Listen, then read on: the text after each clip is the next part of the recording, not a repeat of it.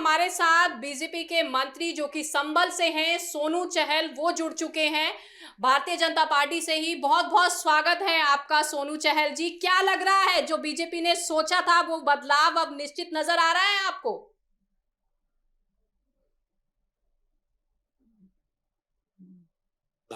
गृह मंत्री जी ने और प्रधानमंत्री जी ने कहा कि बंगाल में टीएमसी के गुंडे बंगाल को छोड़कर भागेंगे, कहीं कोई बूथ कैप्चरिंग नहीं होगी। जैसे पहले कोई घटना होती थी चुनाव में, जबरदस्ती बूथ कैप्चरिंग करते थे, इस प्रकार की कोई घटना वहां पर नहीं हुई है।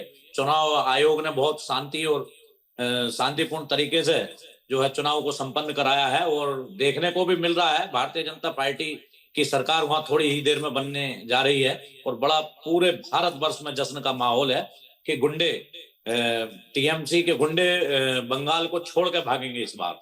ये जो है ये सत्य होता दिखाई देगा हम सब लोगों को, और पूरे देश के लोग इस चीज से खुश हैं कि वहां जिस प्रकार से अराजकताएं होती थी, कई बार देखने में आया कि किसी बहन बेटी के साथ घटनाएं होती थी, गुंडे उठाकर ले जाते थे, मनमानी करते थे, बूथ कैप्चरिंग करते थे, वोट नहीं डालने देते थे। तो इस प्रकार की घटनाओं पर सब पर ब्रेक लगा है और बहुत अच्छे तरीके से चुनाव को संपन्न कराया गया है चुनाव आयोग के द्वारा। और हमारा जो सबका साथ सबका विकास और सबका प्रयास का सपना प्रधानमंत्री मोदी जी का है वो साकार होने जा रहा है। और भारतीय जनता पार्टी की थोड़ी ही देर में बंगाल में हम सब लोग देखेंगे कि भाजपा की सरकार वहां बनने जा रही है। सोनू जी, ममता सरकार आरोप लगा रही है चुनाव आयोग पर। उन्होंने कहा कि मतगणना केंद्रों पर जो है वहां पर पारदर्शिता नजर नहीं आ रही है, वहां पर उनके कार्यकर्ताओं को डटने नहीं दिया जा रहा। तो क्या लग रहा है आपको? बिल्कुल पारदर्शिता के साथ चुनाव संपन्न कराए गए हैं और जिस प्रकार से पूर्व में वहां गुंडागर्दी होती थी उस प्रकार से इस बार उस पर ब्रेक लगा है। तो वो बौखलाई हुई है ममता बनर्जी जी कि मतलब उन्हें मनमानी तरीके से जो है बूथ को कैप्चरिंग नहीं करने दिया गया इस बार। और चुनाव आयोग ने बिल्कुल पूर्णतः ईमानदारी के साथ चुनाव को संपन्न कराया है। उसके नतीजे अभी थोड़ी देर में देखने को मिलेंगे। और विपक्ष जब बौखलाता है तो तरह तरह के आरोप और प्रत्यारोप थोपने का प्रयास करता है, लेकिन ऐसा कुछ नहीं है। बिल्कुल ईमानदारी के साथ चुनाव संपन्न हुए हैं और जनता का विश्वास भाजपा को मिला है। जनता ने भाजपा पर विश्वास किया है, इसलिए वोटिंग की है। सोनू जी, क्या लग रहा है आपको, अगर बीजेपी की सरकार जिस तरीके से बन रही है तो वहां पर महिलाओं से जो वोट बैंक आपको मिला है, क्योंकि इससे पहले भी प्रधानमंत्री नरेंद्र मोदी लगातार महिलाओं की हक की बात करते हुए नजर आते हैं, तो किस तरीके से महिलाओं के लिए एक अलग से कार्य करती हुई बीजेपी नजर आएगी पश्चिम बंगाल में? कौन से वो काम होंगे जहां पर महिलाएं जो है बीजेपी सरकार को अगर चुन रही है तो उनसे वो खुश होती हुई नजर आए? देखिए, केवल बंगाल में ही नहीं पूरे देश में ही आदरणीय प्रधानमंत्री श्री नरेंद्र मोदी जी ने महिलाओं के हक की बात को उठाया है और जिस प्रकार से महिलाओं के साथ उत्पीड़न होता था उस प्रकार से उसे बचाने का प्रयास किया है। और इस बार अभी आपने देखा संसद में भी बिल पास कराने के लिए जा रहे थे, जो सारे विपक्ष ने इकट्ठा होकर के, और वो बिल महिलाओं के हक में पास नहीं होने दिया। महिलाओं की आधी आबादी, पूरे भारतवर्ष की आधी आबादी की वो हकदार हैं, तो उनका हक उन्हें मिलना चाहिए। और कहीं भी किसी भी महिला के हक की जब भी बात आएगी तो भारतीय जनता पार्टी महिला के साथ अग्रणी भूमिका में खड़ी हुई नजर आएगी। देखिए सवाल ये है कि क्या इस बार जो है अब पूरी तरीके से ममता दीदी की जो है एग्जिट बंगाल में से होने वाली है, क्योंकि लगातार ममता बनर्जी जो है वो अपनी जो हार को है वो यहाँ पर स्वीकार करती हुई नजर नहीं आ रही हैं और वो लगातार जो है बीजेपी पर यहाँ पर पलटवार करती हुई नजर आ रही है और ये कह रही हैं कि इसके पीछे जो है बीजेपी की एक बहुत बड़ी साजिश है। थोड़ी देर में सब नतीजे सामने होंगे और साजिश किसी की नहीं होती है। साजिश तो ये आरोप और प्रत्यारोप लगाने का काम विपक्ष करता है और ममता जी को दिख रहा है कि वो बंगाल से उनका सुपड़ा साफ होने की तरफ है। टीएमसी का वहां दमन होने जा रहा है और भारतीय जनता पार्टी की सरकार जब वहां पे आएगी तो वो भय मुक्त सरकार होगी, गुंडा मुक्त सरकार होगी और महिलाओं के हक की बात करने वाली सरकार होगी। महिलाओं को और गरीबों को आदरणीय प्रधानमंत्री जी ने हमेशा जो है आगे रखा है और उन्हीं के हक की बात हमेशा करते चले आए देश के प्रधानमंत्री नरेंद्र मोदी जी। देखिए, चुनाव के दौरान बढ़ती हिंसा की खबरें यहाँ पे लगातार सामने आई। आपकी पार्टी जो है क्या जिम्मेदारी लेती है इस हिंसा को रोकने के लिए? देखिए, गृह मंत्री श्री अमित शाह जी पहले भी कह चुके हैं, पहले भी बता चुके हैं कि कोई कहीं ऐसा नहीं हो सकता कि कहीं हिंसा उनके रहते हुए हो जाए।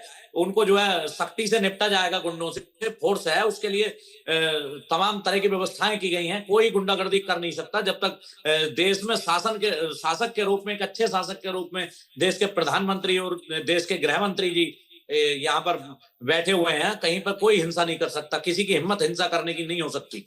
सोनू जी, अभी वो जो हिंसा तस्वीर करेगा हमने उसके देखी, परिणाम उसको भोगने पड़ेंगे।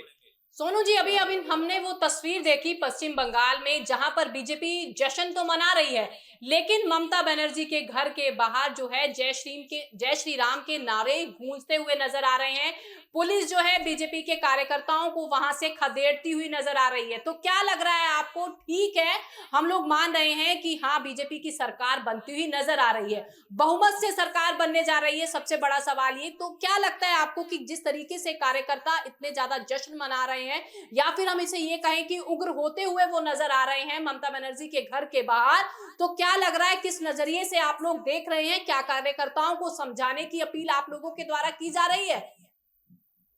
नहीं, कार्यकर्ता भारतीय जनता पार्टी का कोई भी कार्यकर्ता हमेशा मर्यादा में रह करके अपने उत्साह को मनाता है, और ऐसा नहीं है कि जो है कहीं कोई अभद्रता हो रही होगी। बिल्कुल नहीं ऐसा हो रहा होगा। अगर इस प्रकार से वो बता रही हैं तो प्री प्लान ये उनका गेम हो सकता है, इस तरह से भारतीय जनता पार्टी को बदनाम करने का। जहां तक जय श्री राम के नारे की बात है, तो अति उत्साह में आकर ये हमारे सनातन धर्म का देश है, ये हिंदुओं का देश है, हिंदुस्तान है, तो जय श्री राम और हर हर महादेव के नारे लगना तो स्वाभाविक है। जो खुशी में अति उत्साह में कार्यकर्ता लगाएंगे ही। उससे ममता बनर्जी को एलर्जी क्या है? जय श्री राम के नाम से एलर्जी क्या है? देखिए यहाँ पर जो राम का नहीं वो किसी काम का नहीं। देखिए यहाँ पर ममता तो बनर्जी ने जो है इसीलिए ममता जी इसीलिए बंगाल छोड़कर भाग रही है, इसीलिए सरकार जाती हुई नजर आ रही है, क्योंकि जो राम का नहीं वो किसी काम का नहीं, जनता भी जानती है। देखिए सोनू जी, यहाँ पर ममता बनर्जी ने कई आरोप यहाँ पर बीजेपी पे लगाए हैं। बंगाल चुनाव के चलते साफ तौर पर ममता बनर्जी ने जो है वोट चोरी का आरोप यहाँ पर बीजेपी के ऊपर लगा दिया है कि कहीं ना कहीं जो वोट चोरी है वो बीजेपी करवाती है। ऐसे आरोप यहाँ पर हमको देखने को मिले हैं। देखिए, वोट चोरी का आरोप लगाना सरासर गलत है। बौखलाहट में ये सब लोग काम इस प्रकार के करते हैं।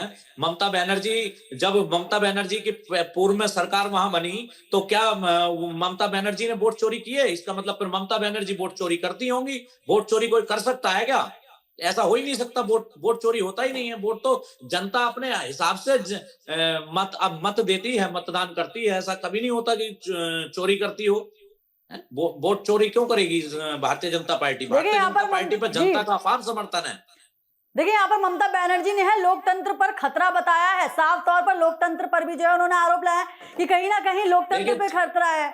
जिस प्रकार से ममता बनर्जी की सरकार ने लगातार वहां लोकतंत्र की हत्याएं की हैं, लोकतंत्र का दमन किया है, किसी की कोई सुनवाई नहीं हुई, कानून को गुंडा राज के रूप में तब्दील कर दिया गया, गुंडों को वहां हावी कर दिया गया।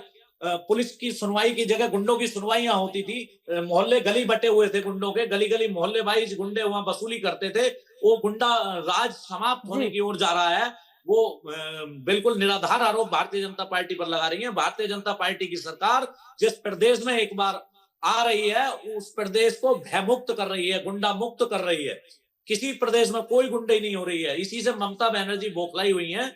वो खुद गुंडों को हावी करने वाली ममता बनर्जी आज भारतीय जनता पार्टी यहाँ पर देश के गृह मंत्री बौखलाहट का प्रमाण है। जिस तरीके से यहाँ पर देश के गृह मंत्री अमित शाह का भी बयान सामने आया था, उन्होंने साफ तौर पर कहा था कि बंगाल में गुंडों को उल्टा लटका कर सीधा कर देंगे। तो इसके ऊपर भी जो है ममता बनर्जी पलटवार करती नजर आती है और साफ तौर पर ये कहती नजर आती है कि देश के गृह मंत्री के मुंह से जो है वो ऐसी भाषाएं जो है वो सही नहीं लगती है।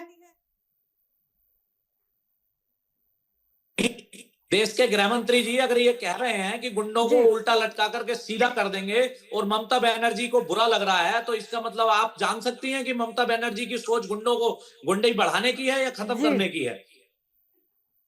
बिल्कुल सोनू जी, देखिए सही रहा है देश के गृह मंत्री जी। बिल्कुल सोनू जी, देखिए जैसा कि गुंडों का इलाज होना जरूरी है। जी बिल्कुल सोनू जी, देखिए जिस तरीके से बंगाल में आजादी के बाद पहली बार बीजेपी सरकार की एंट्री होने जा रही है, जिस तरीके से आप लोगों की सरकार कहती है कि पश्चिम बंगाल में गुंडा राज है, तो कौन सा फोकस जो है बीजेपी सरकार का सबसे पहले रहेगा शपथ ग्रहण के बाद? कौन सी वो तस्वीर, दशा और दिशा पश्चिम बंगाल की बदलेगी? कौन से ऐसे काम हैं जिन पर खास तौर पर सबसे पहले फोकस रहने वाला है बीजेपी सरकार का? सबसे पहले भारतीय जनता पार्टी का फोकस यही रहेगा कि प्रदेश को भयमुक्त किया जाएगा और गुंडों पर कार्रवाई की जाएगी। और गुंडे अगर गुंडे करेंगे तो देश के गृह मंत्री जी उनको उल्टा लटका करके सीधा करेंगे। और यह काम कहने से नहीं होगा, देश के गृह मंत्री जी ने यह सार्थक किया है। उत्तर प्रदेश का भी हाल पश्चिम बंगाल से कम नहीं था। उत्तर प्रदेश का भी यही हाल था। आज उत्तर प्रदेश के अंदर गुंडे या तो प्रदेश को छोड़कर भाग चुके हैं या जेल के अंदर हैं। यही हाल सबसे पहले पश्चिम बंगाल में होगा। कोई गुंडे करने के यदि प्रयास करेगा तो उसका अंजाम उसको भोगना पड़ेगा। देश के गृह मंत्री जी की सोच बहुत अच्छी सोच है और वो पूरे देश को एक साथ लेकर के चल रहे हैं। उन्हीं के नेतृत्व में, अमित शाह जी के नेतृत्व में, श्री नरेंद्र मोदी जी देश के यशस्वी प्रधानमंत्री जी के नेतृत्व में बंगाल में सरकार बन रही है। और बंगाल का जनता ये चाहती है कि बंगाल अब गुंडा मुक्त हो जाए। बहुत त्रासदियां झेल ली उन लोगों ने और बहुत उन लोगों को प्रताड़ित किया गया है। क्या लग रहा है सोनू जी, जो प्रताड़ना आप बता रहे हैं वो बिल्कुल खत्म होती हुई नजर आएगी? क्योंकि उत्तर प्रदेश का आपने जिक्र किया, जहां पर उत्तर प्रदेश में पहले गुंडा राज की वो तस्वीरें तो जरूर देखने के लिए मिलती थी, लेकिन उत्तर प्रदेश में जिस तरीके से योगी सरकार है तो लगातार जो गुंडों का सफाया कर रही है, लेकिन क्राइम तो कंट्रोल हो रहा है, लेकिन फिर भी कहीं ना कहीं आरोप जरूर लगते हुए नजर आते हैं। एक बार फिर से जब जिस तरीके से बीजेपी में जश्न मनाया जा रहा है, तो क्या लग रहा है बीजेपी आज किस तरीके से अपना जश्न मनाएगी? क्योंकि मिठाइयों की बात करें, आतिशबाजियों की बात करें, ढोल नगाड़ों की बात करें, बीजेपी कार्यालय में वो शुरू हो चुके हैं। आप संबल से हैं, किस तरीके की तस्वीर संबल में है, किस तरीके का जोश जो है बीजेपी कार्यकर्ताओं में वहां भी नजर आ रहा है? देखिए, बीजेपी कार्यकर्ताओं की तो आप बात, बीजेपी कार्यकर्ता तो खुश होंगे ही होंगे। आप आम जनता की बात कीजिए। आम जनता को जहां लग रहा है कि पश्चिम बंगाल में भारतीय जनता पार्टी की सरकार आ रही है, वह लोग बहुत खुश दिखाई दे रहे हैं और लगातार वह ईश्वर से प्रार्थना कर रहे हैं श्री नरेंद्र मोदी जी के और अमित शाह जी के दीर्घायु होने की, उनके उत्तम स्वास्थ्य की, कि ऐसे देश का नेतृत्व जिस प्रकार से हमको मिला ऐसे ही मिलता रहे और गुंडों पर इसी प्रकार से लगाम भारतीय जनता पार्टी की सरकार लगाती रहे। जिस प्रकार से उत्तर प्रदेश में लगाई थी उसी प्रकार से पश्चिम बंगाल में लगाने जा रहे हैं। और आप देखेंगे थोड़ी देर में सब जगह जश्न का माहौल होगा और यह एक ऐतिहासिक जीत यह साबित करेगी कि भारतीय जनता पार्टी के साथ आम जनता का किस प्रकार से जुड़ाव है। और देश की जनता चाहती है कि भारतीय जनता पार्टी की सरकार आने वाले 20 साल 50 साल तक हमारा नेतृत्व करती रहे। बिल्कुल, देखिए महिलाओं का आपने जिक्र किया, तो महिलाओं की सुरक्षा और सशक्तिकरण के लिए आपकी पार्टी की सबसे बड़ी उपलब्धि क्या रहने वाली है? हमेशा भारतीय जनता पार्टी की सरकार ने, श्री नरेंद्र मोदी जी देश के यशस्वी प्रधानमंत्री जी के नेतृत्व में महिला सशक्तिकरण की बात की है। हमेशा महिलाओं को अग्रणी भूमिका में माननीय प्रधानमंत्री जी ने रखा है। और आप देखेंगे कि 33% आरक्षण की अभी बात थी और वह भी पूर्ण होगा और महिलाओं का हक दिया जाएगा। और महिलाओं के साथ कोई भी कभी कोई छेड़छाड़ जैसी घटनाएं यदि सामने आती हैं तो भारतीय जनता पार्टी की सरकार में वह नजीर बनती है कार्रवाई की। ऐसी कार्रवाई उन पर की जाती है कि भविष्य में लोग याद रखते हैं और उसके बाद वो महिलाओं की तरफ को कोई निगाह उठा करके नहीं देख सकता है। देखिए यहाँ पर सवाल, देखिए आरोप प्रत्यारोप लगातार चुनाव माहौल में निकलकर सामने आए हैं। देखिए टीएमसी के अभिषेक बैनर्जी ने जो है देश के गृह मंत्री को इतनी बड़ी बात यहाँ पर कही थी कि अपने पिता के बेटे हो तो 4 तारीख के बाद बंगाल में रुककर दिखाना। तो इस पर आप क्या कहेंगे इस पर? ऐसा है, देश के प्रधानमंत्री जी बहुत सोच समझकर की सोच जिस प्रकार से देश को और प्रदेश को पीछे धकेलने की रही है, इस प्रकार से देश के प्रधानमंत्री जी ने जो शब्द कहे हैं वह ठीक हैं। हम अपने देश के प्रधानमंत्री जी और देश के यशस्वी गृह मंत्री जी का समर्थन करते हैं। बिल्कुल, देखिए बहुत बहुत धन्यवाद सोनू चहल जी, हमने आपको सुना, बहुत बहुत शुक्रिया हमारे साथ जुड़ने के लिए आपका। देखिए बिल्कुल हम अपने दर्शकों को दिखाना चाहते हैं कि किस तरीके से बीजेपी के कार्यकर्ताओं में वो खुशी की लहर है। ये हमारे साथ जुड़े थे सोनू चहल, जो कि जिला मंत्री थे भारतीय जनता पार्टी संबल से।